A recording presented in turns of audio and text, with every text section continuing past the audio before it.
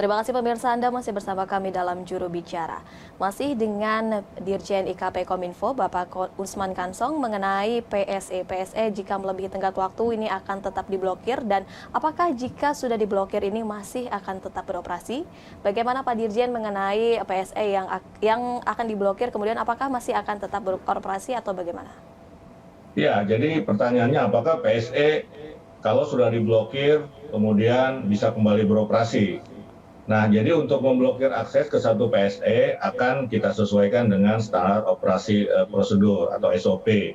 Jika terkait dengan sistem pendaftaran, ada Direktorat Tata Kelola di Ditjen Aplikasi Informatika atau Aptika.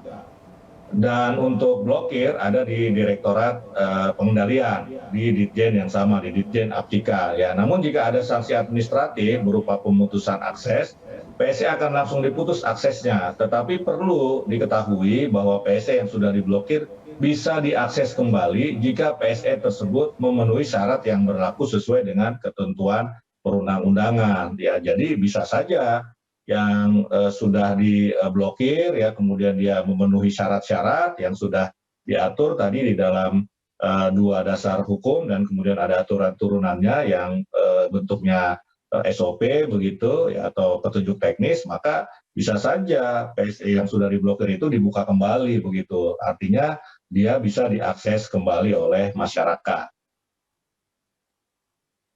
Dapat diakses kembali jika PSE tersebut ini memang memenuhi syarat. Kemudian Pak Dirjen, sistem elektronik seperti apa yang wajib didaftarkan? Ya, jadi sesuai tadi aturan yang kedua, Peraturan Menteri Kominfo nomor 5 tahun 2020, ada 6 kategori PSE lingkup privat yang wajib melakukan pendaftaran, yakni website ya atau situs yang melakukan penawaran atau perdagangan barang dan jasa, ya misalnya saja e-commerce begitu. Ya, kemudian juga yang kedua situs atau website yang menyediakan layanan transaksi keuangan, ya, fintech misalnya begitu. Kemudian yang menyediakan layanan materi digital berbayar, ya. Misalnya ada konten-konten yang kalau kita ingin mengakses itu harus berbayar. Contohnya apa? Netflix misalnya begitu. Ini kan kita harus bayar. Ya, kemudian menyediakan layanan komunikasi, saya kira banyak ini ya, layanan komunikasi, pertukaran pesan, seperti misalnya WhatsApp, ya, Telegram, nah ini masuk kategori ini. Kemudian menyediakan layanan mesin pencari, ini yang tadi disebut ya, seperti Google misalnya, ini kan mesin pencari dia, ya, mesin pencari.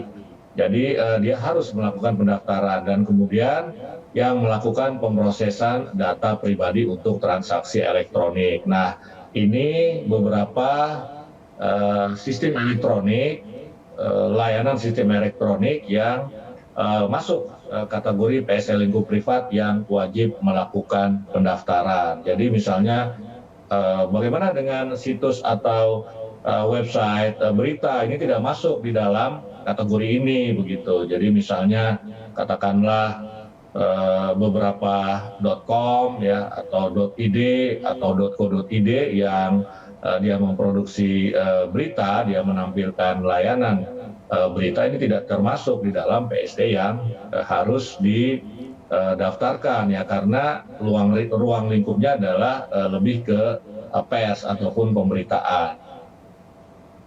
Baik, jadi sistem elektronik yang wajib didaftarkan sebelum tanggal 20 Juli 2022 ialah yang melakukan pelayanan transaksi keuangan ataupun seperti menyediakan layanan mesin pencari dan juga komunikasi. Pak Dirjen, tentunya kita dan masyarakat juga ingin tahu sebenarnya apa manfaat dari pendaftaran PSE ini.